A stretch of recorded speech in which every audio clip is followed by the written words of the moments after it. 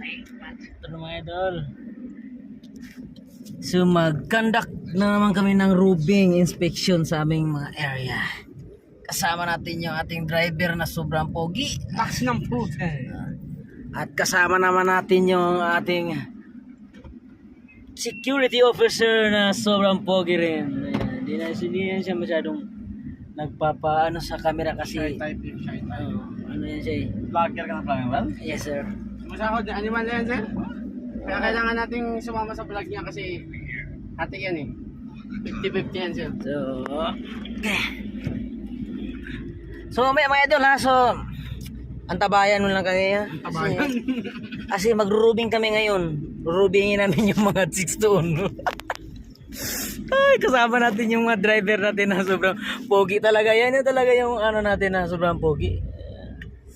Naka-private kasi yung